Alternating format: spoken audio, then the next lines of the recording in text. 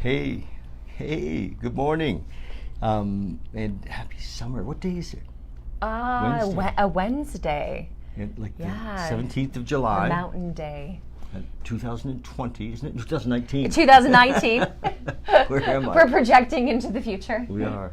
Hey, you guys, so we're here this morning with Jody Swift. And Jody also could be Jody Crawford. Yes. Yes, I have a couple of names. Yes. True. And Jody drove up from High River this morning and brought her granddaughter, Charlie. Say hi, Charlie. Put your hand in and say hi. She's waving. She's just out of the frame, but she's so cute and happy to be here. I want to get a little bit closer. There you go. There we go. So Charlie's here with us. How old's Charlie? Charlie is 4. Wow. Yeah. So I think that Jody must have been about 14 when she had her daughter. So that I know. It's actually Mark, who is my partner. Yes. He had a daughter when he was 19. Oh, did he? And Charlie is a product of that love reunion. Awesome. Yeah. And I'm very lucky to have come into Mark's life a couple of years back. Nice. And therefore I got to You just became a grandma. become instant nana. Nice. Yeah, instant nana, which I never, it's so funny because I've heard so many people say, I loved being a grandma even more than being a mom. And I was like, oh, that's ridiculous. Like, being a mom is so special. Like, what a special opportunity in life. And then when I became a grandma, I was like, oh, yeah, okay, I get it. Well, it's different because there's a different level of concern and responsibility as a parent. Yeah. That as a grandma, me as a grandfather, I can just love them. Yeah. And go home. Yeah. and love the things that, like, I don't own things that she does. So, I'll help direct, I'll help boundaries. She said to me the other day, Nana, when I'm a good girl, I get ... And I said, honey, you're always a good girl. I said, sometimes you just need some boundaries. Yes. Right? Whereas with my kids, I was like, you are not good. I had these a little bit stricter, and now granted I'm much older than when I had my kiddos. So there's some wisdom that comes with that, right? And so how many kids do you have? I have 2. Nice. And they are 12 and 14 years old. Oh, wow. So they're at their stage where they don't want anything to do with me. Oh, tell their names. Yes. Okay, Merrick and Cannon. Uncle Merrick and Uncle Cannon. Right? Yeah. So that's really cool. Yeah. So it's nice because they love being uncles. 12 and 14 is like that's right in the middle of that's the juicy time, the teens, and all kinds of juice. And it's so funny because I have been teaching teenagers, Charlie. I've been teaching teenagers for 20 years. Yes. And you want to come stand between us right here? Yeah. Come right in here. Sure. And in that 20 years, people kept saying to me, oh, you're going to make a fabulous mom, like, when that happens. And this age actually really scared me because I had not worked with kids this age. Whereas teens, I love the teenage brain. They're so complicated in their own self. And they themselves are doing it, right? Like, of course. And we know that we create and co-create our existence. And so it's really magical working with teens, again, that I get to send home, right? Yes. That I get to send home and, really see who they are at the core. So not your teens, but because you teach school as well. And what grades do you teach in school? So 10, 11, and 12. Oh, my God. My focus mostly in the last couple of years have really been 11s and 12s. Yes. And I've taught psychology and sociology for a number of years. But prior to that, I was a drama specialist. So I taught theater for a number of years. So in both modalities, in terms of subject levels, I've had the opportunity to really talk about a person's emotions. Right? Because when you're on stage, you're dealing with who is your authentic self, right? Who, this is a character, but we need to figure out who you are before we dive into your character. And now it's so funny because part of positive psychology, which is what I've been working with a lot lately, is there's been a lot of people talking about having talismans or having actual totems for you to step into a character in life. And so like your power shoes, or that watch that makes you feel really important, or that hat that gets you all the sales, or baseball players. 1 minute, finger? Baseball players that have the jersey they always wear. Rabbit's foot. Yeah, the rabbit's foot. Yeah. And so now it's something that has transitioned into everyone. Yeah. It's not, just for the players and the thespians of the world to wrap their heads around. So it's really that's anybody. part of positive psychology? Yeah. Is it? And so positive psychology really is about looking at what makes us happier. And so when I started studying it, I was looking at the elements of what can you do that makes you, a happier person. So what they've discovered is 50% of your happiness is based on your genetic set point. You're actually born with a certain level of happiness. Really? Who's they? They as in The proverbial they. the proverbial there. Who are they? I'm trying to think of the study specifically that I looked 50% at. were Yeah. set. Yeah, that you were born with. Do you And that's believe when piece of me does, because I've met babies that I'm like, you are miserable. Like just as a baby coming into this world, nothing. And I think, why are you so unhappy? Like Yes. what's going on? And then I also have a young son Yes. who, we believe that he was brought to us so I can show him that not everything is negative in life. He has a perception of the world that is very pessimistic and very pragmatic. Yeah. And his father is very much like that. So it makes me think there's a genetic line Yeah. for this. And I'm the dead opposite. I'm like optimism to the nth. I'm about looking for the good in all of it, right? And looking for the lesson. And so he doesn't get me. And it's not that I don't get him. I'm open to getting him, but we're teaching each other. He's one of my biggest teachers for sure. And so, bonk. Nana, Yes, honey. do you want your girls make into these? Don't touch that. Pardon me? Do you want your girls make an into those? We are speaking into them right now. We are. This is Yeah. wherever we're speaking. Even this microphone can hear you speaking, Yeah. And then it goes right into the phone. and then it goes off into the Ether. the ethers. Into Yeah. the bigger universe. Yeah. Yeah. If anybody is listening, say hi to Charlie. Yeah.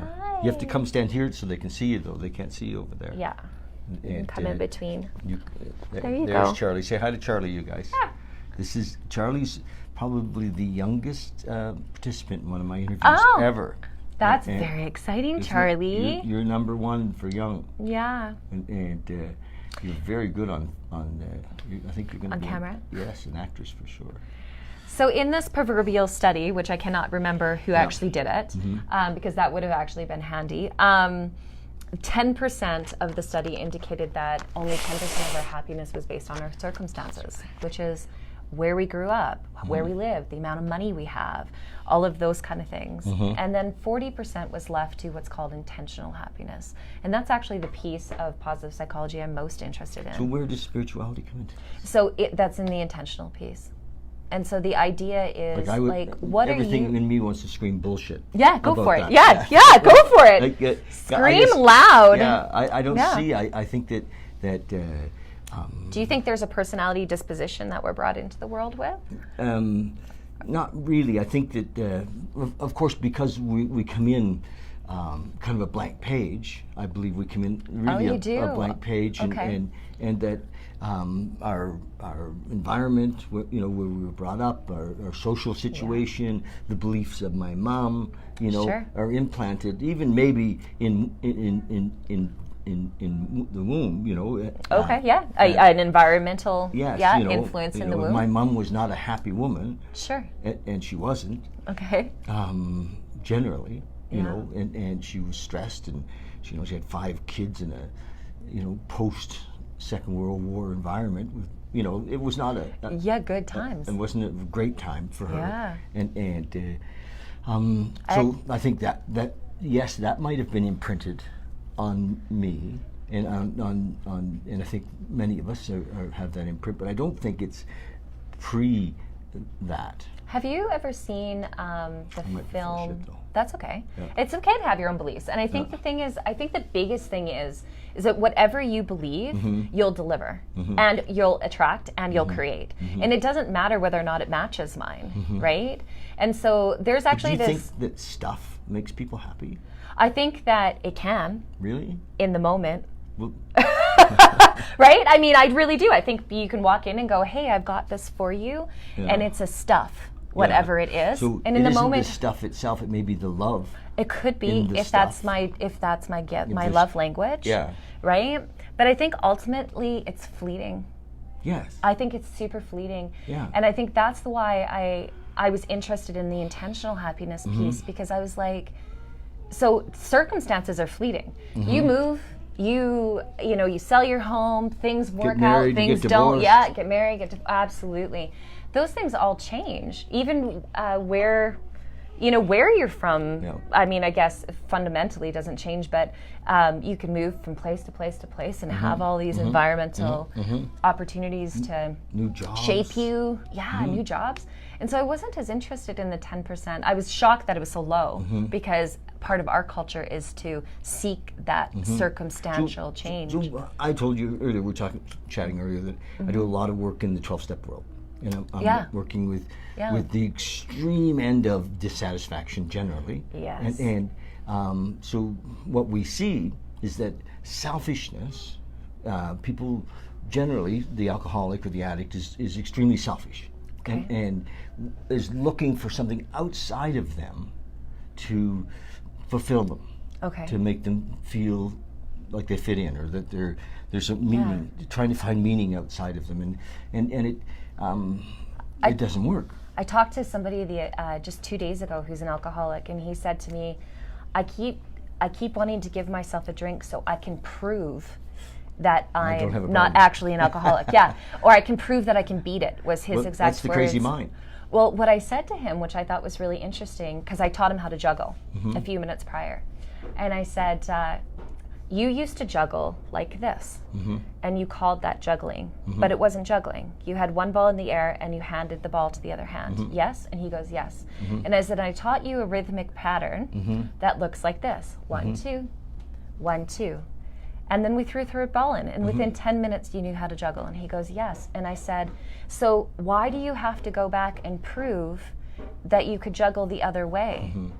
Well, the reason we call addiction mental illness is because there's a mental obsession. The drive. That's beyond the understanding of not only the alcoholic, but the therapist, the poor family that's saying, why does my son, husband, brother want to kill himself? Right. You know, and we're driven by this obsession. And what he said is actually part of the obsession. That, we're bewildered by the fact that we can't stop using or drinking. It's this perseverating idea of like being stuck on something. Well, it would seem that way.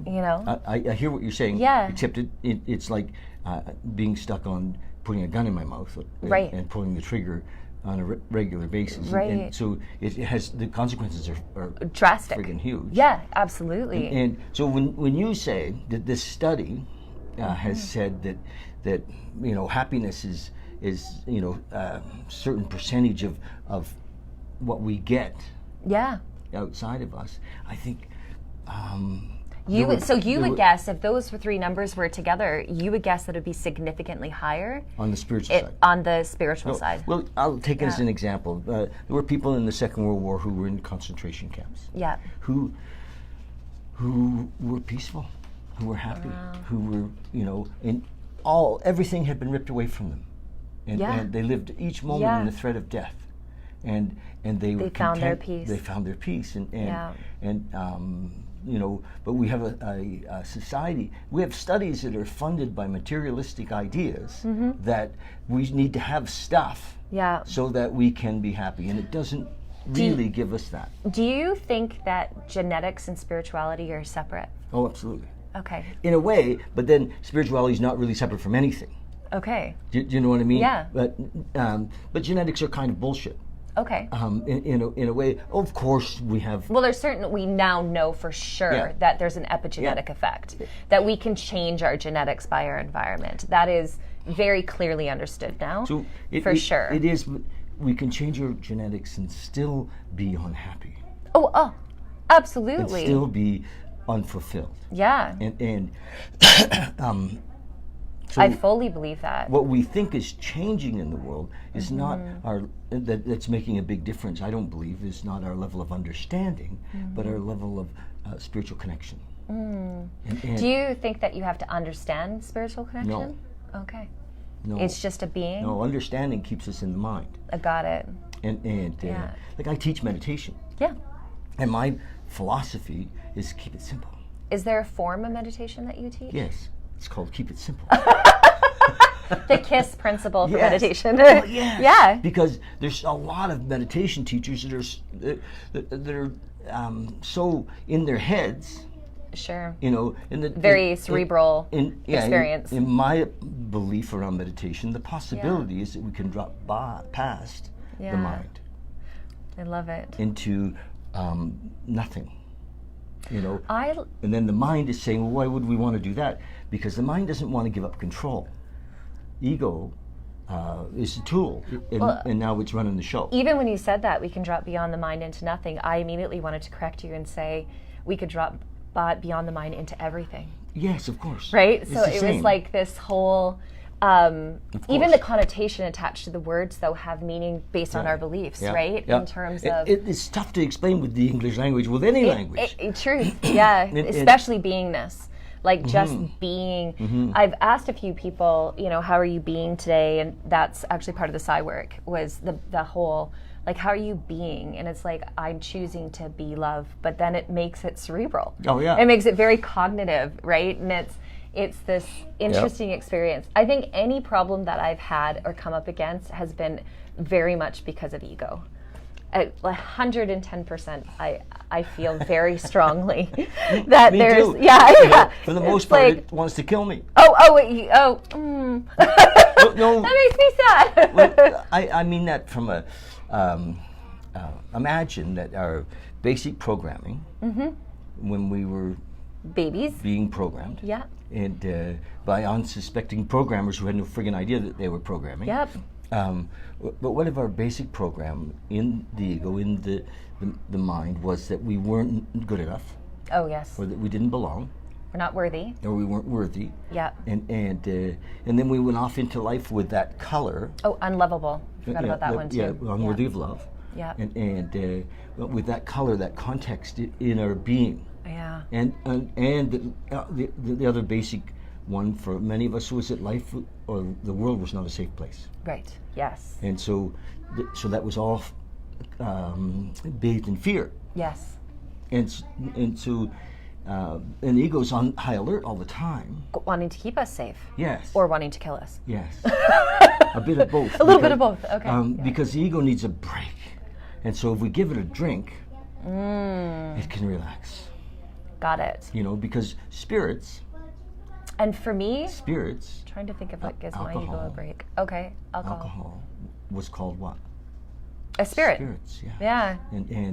And so many of us in our spiritual search use drugs and alcohol to find our way to God, to find our way to. So here's a bit of my theater background coming Yes. in. So the god of Dionysus. Yes. Do you know what that god is? It's the god of wine and the god of theater. Same in one. And so what Sure, they would because do we're all is actors. right. So the world is a stage, Yes. right? All the world's a stage. That's all right. The men and women merely players. Well done.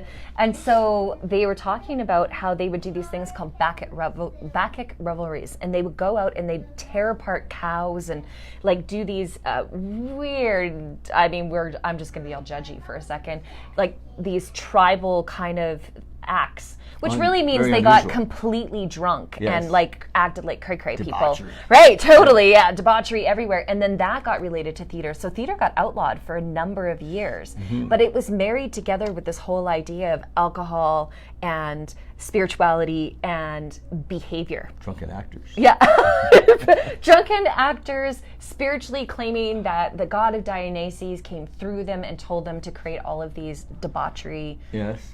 things. And how is that really any different than some of the things that we do now, where people are all on drugs and alcohol and, you know, commit these things and go to a space of somebody made me do it. God made me do it. I Well, made me do it. Where's the... Well, I don't know about that assumption of you know, that. Do you think that idea. even exists? What? That the blame factor? Oh, of course. Okay. Of course. But Yeah. it's not. That's what I mean. It's most alcoholics and addicts are delusional. Got it.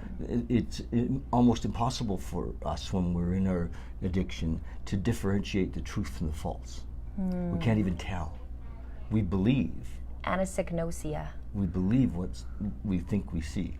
And That's a term that people use for people with schizophrenia who don't know they're sick.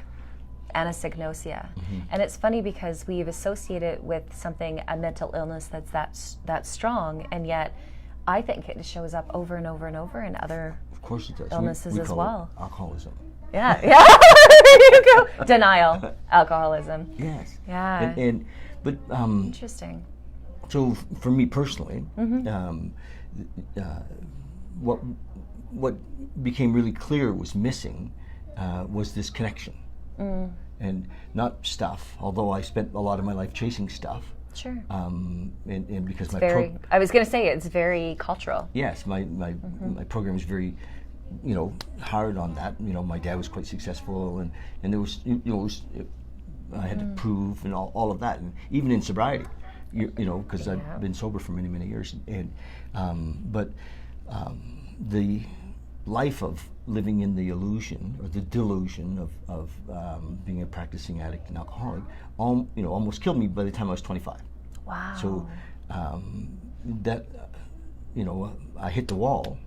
At 25. Yes. Incredible. And lots of kids are sobered up now in their teens, which is amazing, in 20s. And, you know, Yeah. I'm sponsoring a young fellow right now who's 22, and he's amazing, you know. Wow. But he's been trying to get sober since he was 16. Wow. So I think the world's changing in a sense, though. The change comes from that spiritual connection more than psychology. Although you know, when we go back to Jung, I'm a fan of Jung. You know, He's got neat work, yeah. Yes, and I mean, he did an amazing amount of great work, and he was very spiritual. Well, in fact, most of the psychologists so as a life coach, I've actually partnered with a couple of psychologists, because when you get your psychology degree, you have very strict parameters around how you show up. Yeah. But the joys of being a life coach is those parameters aren't in place yet. No. And so there's a lot more freedom. And so a couple of the psychologists that I work with are like, I'd like you to work with my clients on, you know, goal setting, on accountability, on you know, pieces that they feel, because it always has to come from the client, right? That they feel they want growth in, right? And some of it's habitual, just working on habits, right? And we talk about, you know, what's working for you and what's not in your life. And that's a huge part of the work I do. I never shame people. Like, I'm really about, you know, is that drink working for you, or is it not working for you? Is that smoke working for you? Is it not working for you? And our question is, do you want to quit drinking? Yeah, sure. That's our question. Yeah, do you wanna want quit? it? Yeah, is there a desire? Sure. And you know, because if they don't want, do you want a healthy body? Yeah. Do you want to see your grandkids grow up? Like, what are some of your goals? I even asked a client the other day, do you want a great relationship with your husband? Like, do you want that? Because based on results, the answer is no. I mean, if we're looking at if we're looking at a result-based kind of work in the world, like, then I would say that there's something in your beingness that is saying that you want to prove one of these limiting beliefs correct. Yes. And therefore you're, in this relationship. Or, there's a million reasons why people get in and out of relationships. You're working with kids, you're teaching. Yeah. Are you finding an opportunity to share this philosophy? I do, with and kids? I get my hand slapped often. Okay. Yeah, because I'm not there. I'm there to teach curriculum, but I don't believe I'm there to teach curriculum. I'm there to teach kids. And I really, really, it's funny because over my career, and I might get my hand slapped for this, right? I always feel like I'm just a little ahead of the curve in terms of how I believe reaching kids works, right? And so I've done things for a long, long time. An example of that is I started the LGBTQ community space within my school decades before GSA existed. And I was not allowed to call Decades? it. It's like 20 years. Well, literally I'm 20 years into teaching. Yeah, and you started to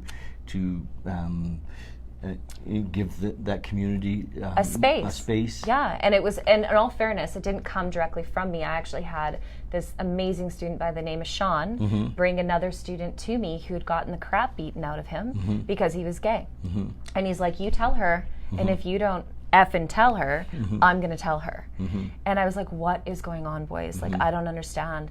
And then he just laid bare. And he was like, we need a safe place to come. We need to be able to have an adult that we can talk to. And he said to me through his tears, will you be it? And I was like, yes. Of course, yeah. Of course I will be.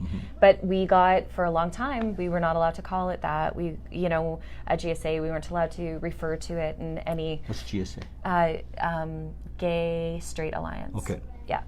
So now they have a million different names for these safe spaces for kids. A lot of people in the community have embraced the word queer, and so it's just called the queer kids, right? So anybody that doesn't fit that social norm of being cisgendered and heterosexual, really can fit in there. But it's the reason why I even mention it is that I got my hand slapped for doing it initially, and then now it's the norm. Yeah. Right? Things are changing great. Oh, yeah. It's beautiful. However, I find that with relationships with students too, like being able to actually connect with a student on a spiritual level or talk to a kiddo about, I had a kid come tell me he's two-spirited. He actually literally has another spirit living in him that speaks to him, and it's magical. But as, what I would call it, an average citizen would be like, well, you should go see a psychologist. Like, you should have you talk, right? Yeah. And instead, I just came from a listening space and was like, curious. You're an active listener. Super curious. Yeah, super curious about how that shows up. Yeah. And if it's working for him. Perfect. And so I get to be a safe place. Well, exactly. Yeah. Exactly. And so, it's really interesting. I had a great conversation with one of my admin about, the line. Like there's boundaries of, I said, I feel like as a life coach, I have a number of tools that could support you in your growth. But I'm not allowed to give them to a kid because I'm here to teach and I'm not here to be their life coach. And it's like, what? It's so painful to watch somebody build their house with their shoe when you have a tool, right? That's like a power tool in some way. But I choose into the construct of being part of the education system. I choose into that construct because I think there's value, and I'm constantly getting an opportunity to learn. So the selfishness is there for me as well. Of course, there's value. Yeah. The world has changed so much, and education is behind that. And the opportunity to go on to higher education is there, and very much so.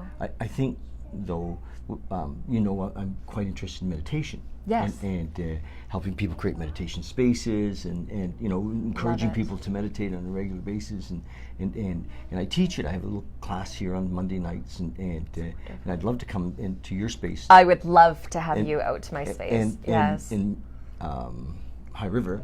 We're in Okotoks, actually. Okotoks, okay. Yeah, that's okay. I was born and raised in High River, so I love bringing up High River. But yeah. Closer than... Yeah, even closer. But I think that if people meditate, there's the possibility that, like, it's kind of like brushing your teeth. That if we do it on a regular basis, we do it a couple of times, nothing really happens. We just like, oh, okay. I meditated. I remember I started at 3 minutes. Oh. Like that would be that was a big start for me too. 3 minutes was a big deal of sitting still. And now for me to sit for half an hour, 40 minutes is fine. It just flies by. But what happens is that it's like brushing your teeth. We brush our teeth, but we don't actually see the benefits, except that if we're older, we still have our teeth. I was going to say, until we don't. Yeah, right? We see the contrast instead. And we still have our teeth.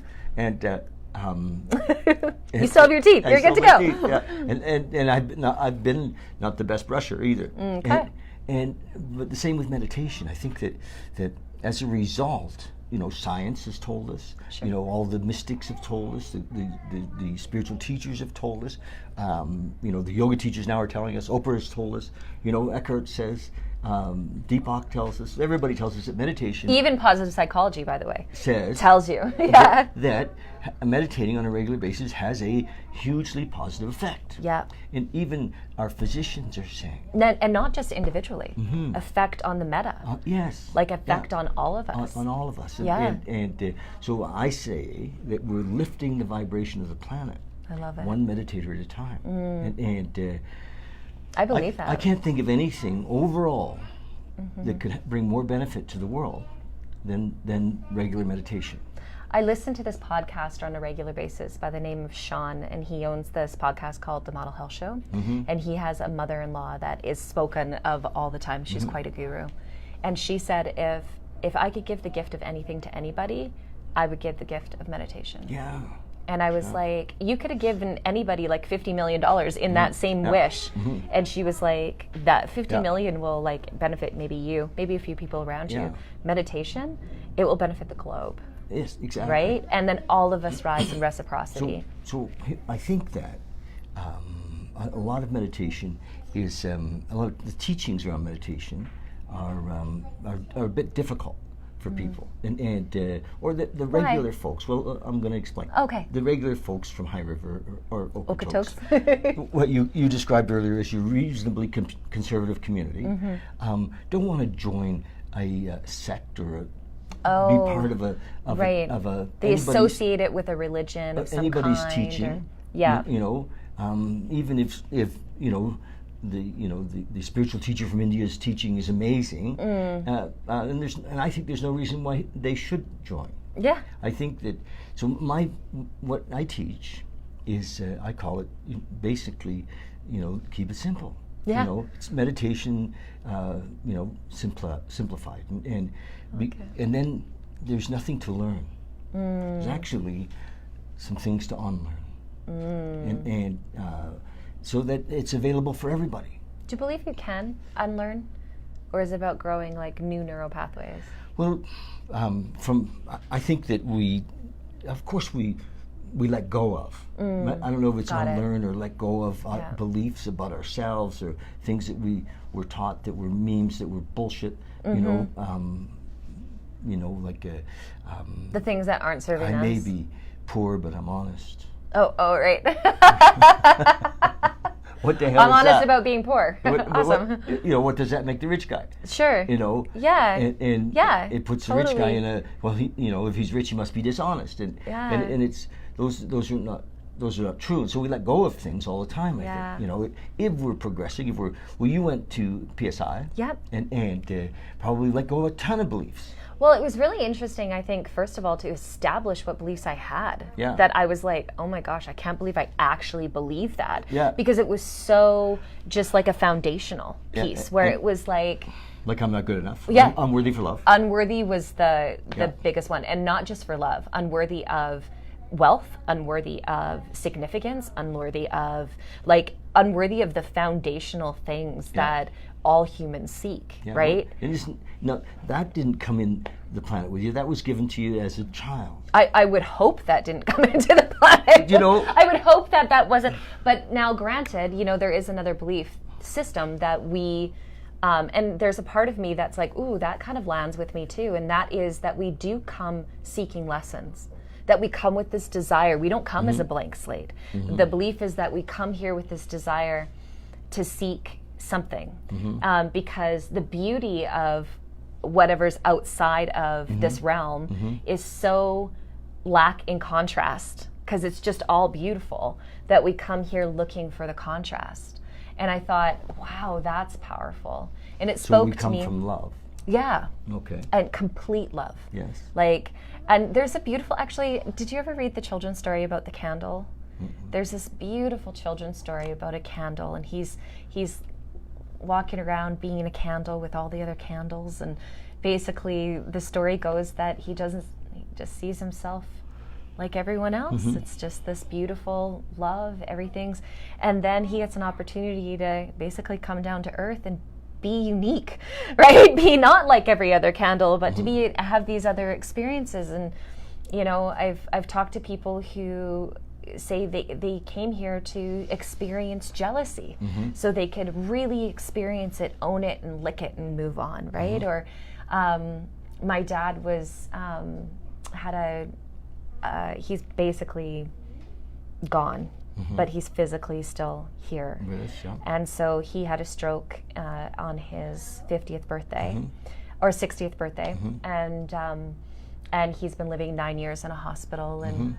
And one of the things that I believe that has really grounded me to allowing him to be without me wishing he go, because people keep saying to him, you know, it's, you can go if you want, you can go. And I'm like, shut up. I'm like, if he wanted to go, he'd go, right? Like, I'm like, just let him have his experience, whatever that is. And a psychic told me, she's like, I think he came to experience unconditional trust.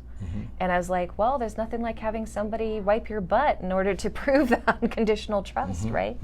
And so, yeah, so I don't know, it kind of sat with me, this whole idea of having an experience or seeking an experience to fulfill a purpose, you know, our life's journey or purpose. And so there's like a million hypotheses. Yeah, hypothesis. Yes. Hypothesis of what it is that we're doing here. Yeah. And you know, I think that based on our, you know, we're brought up in kind of a Christian environment, maybe we believe certain things, or or you know, Buddhist or whatever. Yeah. I think it's safe to say none of us really know. Yeah, I think this is safe. I think it's safe. But do you think that, and I don't know if you guys feel this way, but do you think that, like, there's a knowing in you when you feel aligned and when you don't? Oh, sure. Now, granted, as an alcoholic, you know, I'm sure there's moments where you just, like, felt aligned with something that you knew was tearing you apart. I don't know that that's true. I mean, please correct me if you didn't, but I know for myself, like, I just feel like things are right or they're really not right. And there's just something in me, it's almost like someone going, no. So it's interesting. Can I speak to that? Yes, please. If we make a connection, like a spiritual connection, if we have some sort of a intuitive God consciousness, if you will, and what starts to happen is there is a communication, and because it's really easy to make decisions based on judgments. Yeah. And you know, I call the mind the magical meaning-making machine, which means it's constantly judging. Oh, yes. Constantly judging it. Making up stories. And based on our old belief systems. Yes. And yes. So and if we're doing something that the mind feels falls in line with our beliefs, then yes, we feel in line. You know. But sometimes, like, I'll hear something, I'll be introduced, I call it paradigm shifting. I'll be introduced to a new concept or idea, and I'm like, yep, that feels right. And it actually goes against a current belief system that I have. And I'm like, oh, no, that just feels good. You know? And so then based on just like a feeling. Literally, like, I'm like, oh, that feels really nice. Right? And so, and I think that's why I'm so accepting of so many different people, because I feel like we're just people. Well, like we're just like, we're just people. Most of us are just big kids. Yes, I was saying earlier that for my teachings, like I moved from teaching high school to teaching adults, and I didn't know if I could. That's when my ego came in and was like, could you teach adults? And I was like, course. They're big kids. Big kids, yeah. Yeah. And many of us haven't matured either emotionally. Emotional maturity is huge. I work specifically with emotional intelligence a lot. A lot, like helping people create a language around being able to express their emotions. Well, and we weren't given, how do we talk about feelings? Yeah. How do we, Do you find that's gender too, like men particularly? Well, people who identify with being men? Well, of course, I think less and less. Yeah. I think so too, as more circles and more voices. But I think that education, again, has the opportunity to make us more in tune with our emotions and to feel, and not necessarily be run around by them. We are run around by them whether we can identify and talk about them or not. But I do think that education is also often based on the construct of the culture. And so, like, we've got a culture here that was very much initially, I know when my grandfather was growing up, boys don't cry. Boys don't cry, you suck it up, you do your thing, right? And now the culture, I remember a man saying I took my son for a haircut and he was disappointed in his haircut and he started to cry. And the man actually said to him, hey, and he grabbed him really sternly by the shoulder and he said, boys don't cry. And I said, don't you ever, ever tell my son that he can't cry. Yeah. Right? And we stormed out of the room because I was like, did you pay? I did pay. Yeah, I did. And I was satisfied with his haircut. He wasn't, right? It was an internal thing. But I was just like, are we there still? Like, are we there where we deny true emotions? I won't teach my kid that you can't authentically be in your emotion in the moment. It's ridiculous. I have a men's group that I've been meeting with for like 20 years. Oh, wow. And it's not all the same men. It's evolved. And we had a meeting last night and where there were a lot of tears. Oh, we have a men's group running out of our studio. So I haven't mentioned it yet, but I own Studio Me in Okotoks. And that was, dong. Studio Me. Studio Me, pitch, little pitch. Do you have a Facebook page? We do. It's just Studio Me Okotoks. We'll link that. Yeah, that'd be fantastic. Yeah. But that was a huge part. Mark is my partner, and What's Mark's last name? Mark Klaudt. Okay. And he really, really wanted a men's circle and a men's voice.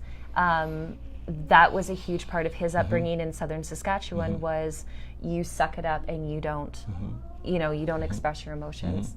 And now they're finding in their men's group this beautiful connection. Nice. And tears for sure. Yeah. Laughter, all the myriad of emotions that we're meant to experience for sure.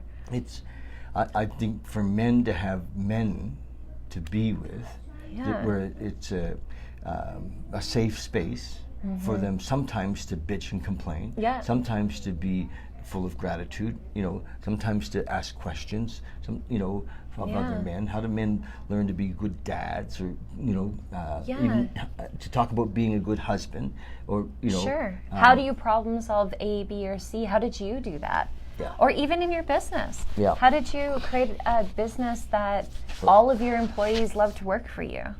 I didn't. Right? I don't know. Your employee out there is really satisfied. I didn't. It's lovely. But it's been a journey.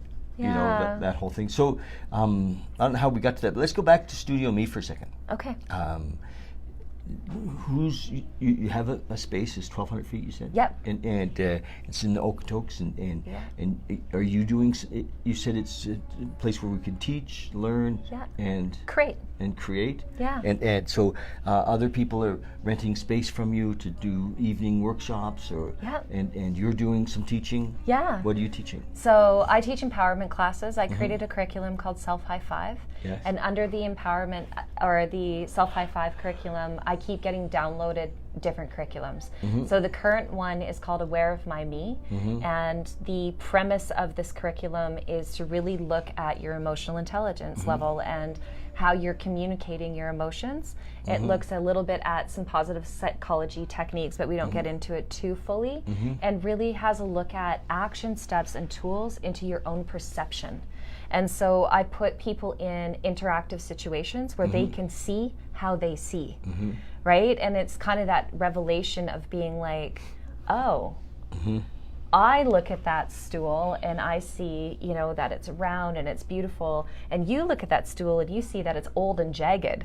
But why do you and I see that stool as something different at all? Well, it's our perception, right? And what shapes Based our on our perceptions? conditioning. Yeah, and it's based on our conditioning sometimes. Sometimes it's based on cultural. Sometimes it's religion. Sometimes it's, conditioning. all different kinds. Yeah, all different kinds. And sometimes it's our mood. Right? Sometimes I'll see that as really lovely if I'm Yeah, not sure. hangry, Yeah.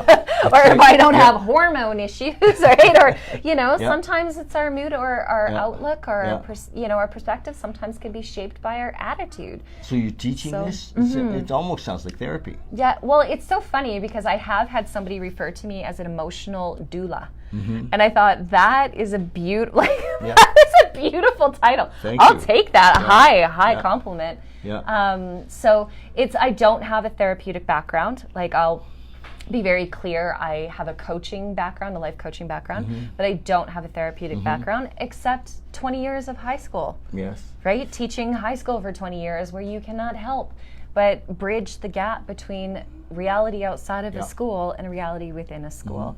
So I am very careful about That my was in scope. Okotoks? Yeah. Yeah. Big school? Yeah. It's that 1,200 kids now. Wow. Yeah. So it's really cool. Like, it's really, I love my school. I love working with kids, but I'm really loving watching the growth within the studio. And so, leaders, practitioners, coaches, facilitators, if they need a space, they can come just rent a space. As long as it aligns with who we are. And we just have a conversation. That's a pretty quick fix to figure out. And then if it's a join a class, it's classes that we put on. And usually it's just something I'm interested in. I want to learn how to take my camera off of auto. So I'll offer a class on how to do that, and we'll find a teacher, right? And then, and sometimes I teach multiple modalities. So I teach art, and I teach drama, and I teach these empowerment classes out of there as well. And my partner, Mark, is a chef. So he teaches cooking classes and nutrition classes. You have a kitchen? No, we actually just do it with burners, and sometimes if it's a larger space, we borrow a restaurant.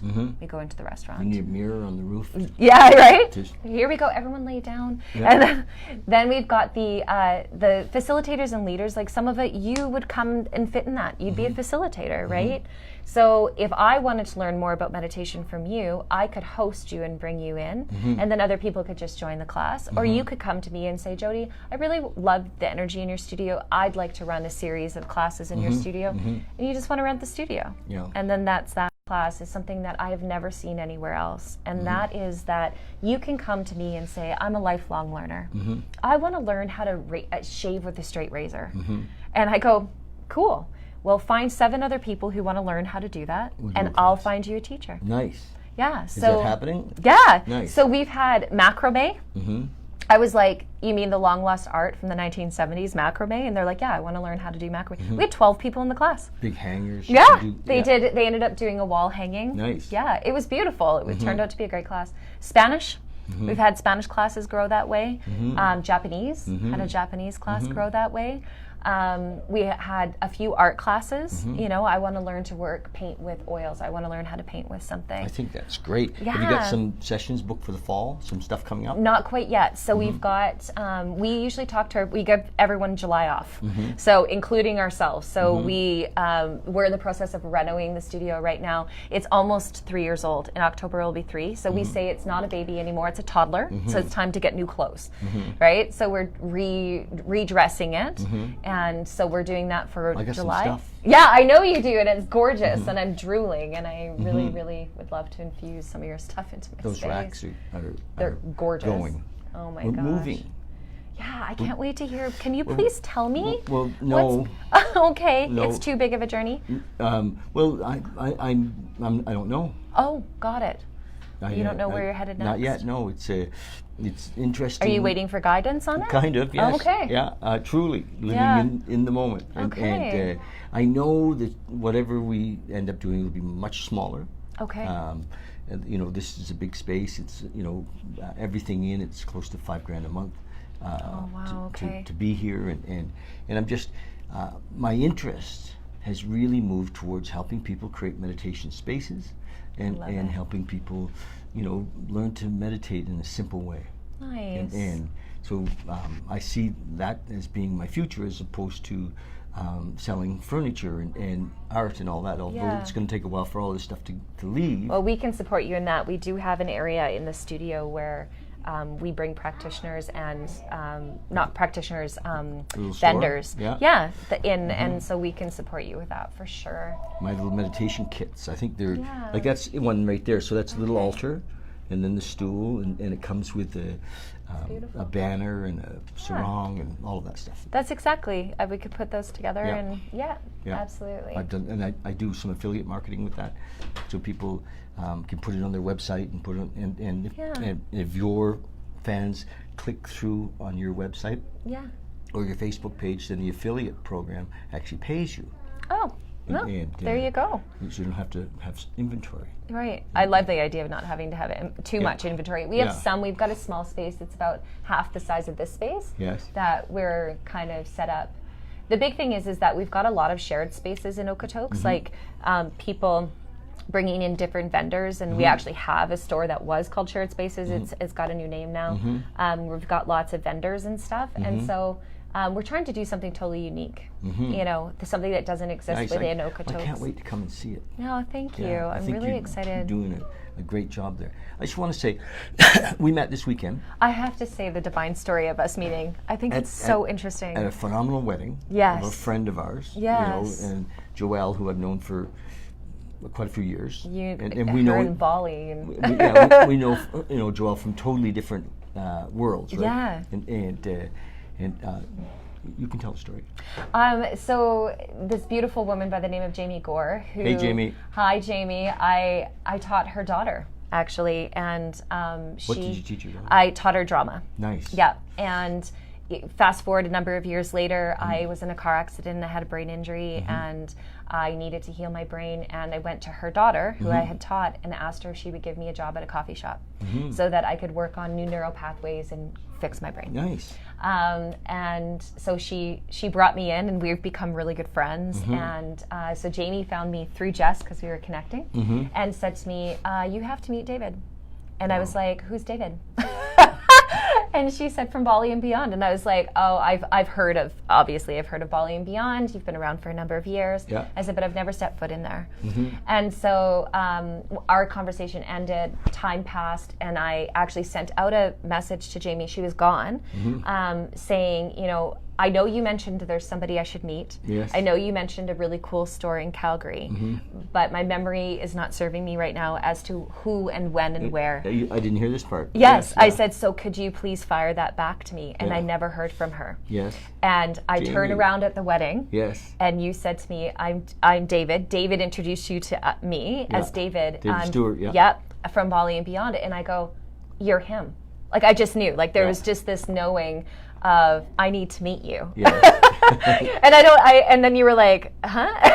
And I was like, Jamie Gore, you know her? Yeah, I really appreciate her, love her, been doing lots of work with her. And I was like, yeah, I said, we need to meet, just so you know. Yeah. And then he said, I'm looking for more people to interview. And like 5 minutes later, one of my girlfriends, because I do interviews as well, but out in the Foothills, and for entrepreneurs, so a different purpose behind our interview. We'll bring you out into the Foothills. Exactly. And so I said to this girl, like, I won't interview you because your business isn't out here. And I said, but I have a friend that's aligned with you. And then I'm like, that I just met 7 minutes ago. So I'll introduce you. And so, and you did, bam. But I don't know who that was. I gave her my card. Oh, I haven't heard from her. I will give you her information. Okay, we'll yeah, talk because to I her. know exactly who it is. Because she and I had a nice connection for 3 minutes. She talked about what she was doing, and her market is more the very 50 plus crowd. Yeah. Yeah. So I divine nice. timing, divine connection. Very I love cool. it. So yeah, I'm not certain how our braiding is meant to go, and yet I feel very grateful for this opportunity. Thank you. Yeah. Thank you so much for bringing us in and Well, allowing Charlie to just be Charlie. And what I want people in Okotoks and High River in that area to know is that you guys are there and you have this space. Where is it in Okotoks? It's 10221 Elizabeth Street. So it's right across from the Eagle. Blunt Hair Studios is below us. Okotoks. Yeah, in Okotoks. It's only 15 minutes out of the city. We have a lot of traffic. About 60% of our traffic is actually from South Calgary. Really? In the studio. Nice. Yeah, because it's actually faster for them to get to us than to come downtown. Yeah. So once people know we're there and that, you know, they can, I think one of the unique things about creating a class, that concept, is that you get to create it around your schedule. So how many people are like, oh, I'd love to do a yoga class, but I want to do it at 10 o'clock at night when my kids are finally in bed. You could do that. Yeah. You could actually do that. There's a lot of people you had who would yoga be interested. classes in your Yes. space? Yeah. Yoga, Nice. meditation as well. Nice, yep. Yeah. But we're going to do a meditation one. Yes. I see that. Yes, we are. And I'm going to in introduce you to September. the men running the men's group too, just in case that is an alignment piece for you with meditation with them as well. Yeah, it'd be fun. I think that, you know, I mean, for me to have new people come, like they do on Monday night to my class, who have never meditated, and come and sit and afterwards go, wow, you know, because meditating in the group is even more cool. I've cool. had one of the most profound experience I've had it, and here, judge or not, I was a part of what people would term to be a seance, meaning like they were calling upon spirits within this group, and it was done in a church.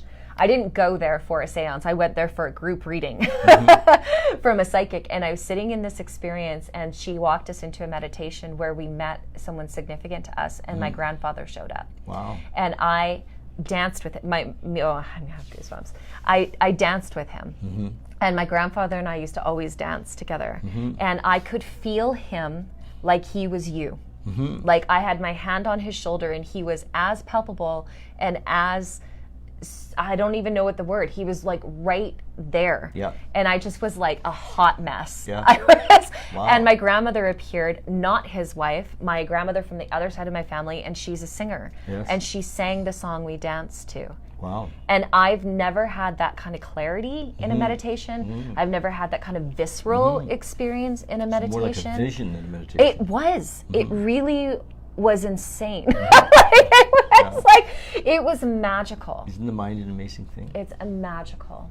So yeah, and then I've had other spiritual experiences that were around things like shared dreams with people, you know, just being able to feel or having a knowing about certain people. I'll be in the studio and somebody will come in the bottom door and I'll say, you know, so-and-so's here. And one of my kids will be like, how do you always do that? And I'm like, I can feel them. I don't know how to explain that any better. Nice. But yeah, so I think there's a lot of ways that we express spirituality, and I love that meditation is really a part of who you are. Yeah, thank you. And thank you for sharing it with the world. And thank you for addressing it with the 12-step group, because I feel like there's more than we know in terms of the amount of people. You know what we haven't mentioned that I really do want to mention, though, is you're doing quite a bit of volunteer work with PSI. Oh, yeah. And like you're going to teach in I California? leave there. Yeah, I leave on Friday, actually, to go down. Teach a weekend? Or? Yeah, I'm going to lead. So I'm not teaching. I'm not a facilitator. Okay. I'm just going as support. Yes. And one of the things that you learn whenever you do personal development work is about yourself. Yes. How you show up as a leader, how you show up as, you know, in any of those kind of situations. So I still continue my relationship with PSI, which is Personal Success Institute. It's a personal development. It's where I got my start in personal development. Nice. And then I also started my own society called Self High Five Personal Empowerment Society. And there's a group of us that get together, and we're a fundraising society where we give the funds to people who want to level up in their lives. So maybe they want to come take a meditation class, but they don't have the money to do so.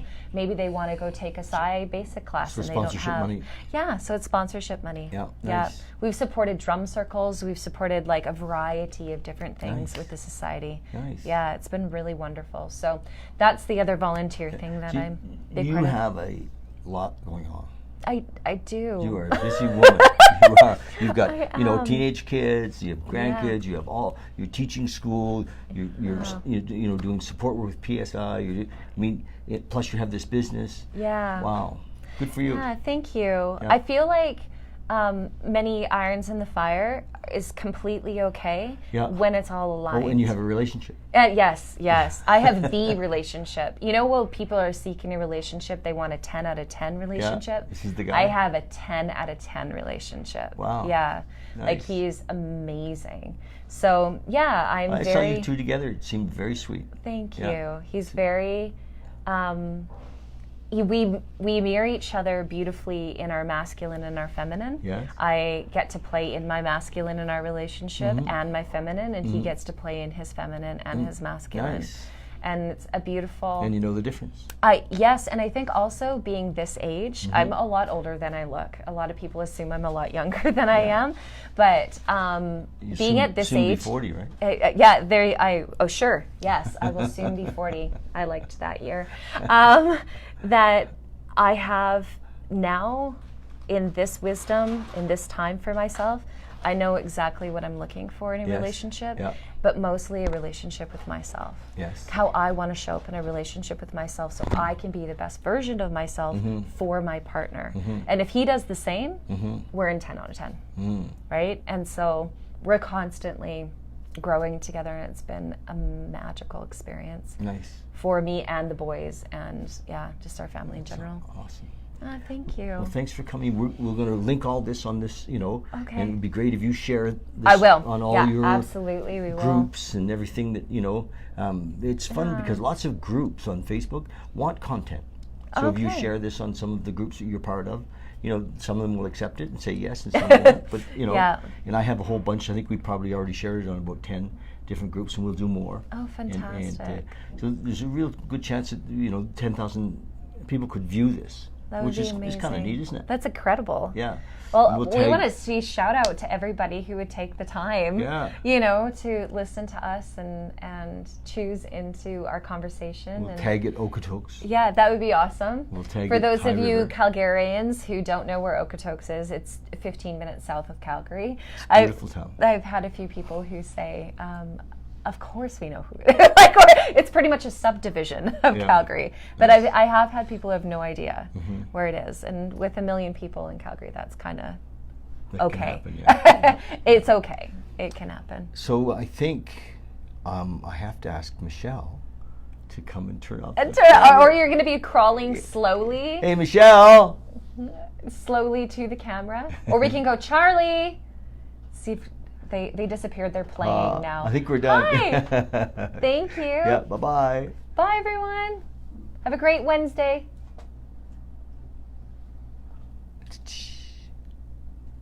He's like, maybe. Aw. Find it? It's hidden. Thank you. Thank you. I'm really looking forward to seeing what's next for you in your journey. That is really cool. And yes, if you do find... Are we still there? Yeah, still live. Oh, that's cool. You can watch us in our after interview now. If you find you do, like you're packing up and you would like, please come chat with us, come see the studio, and we'll get you set up. Okay. Yeah.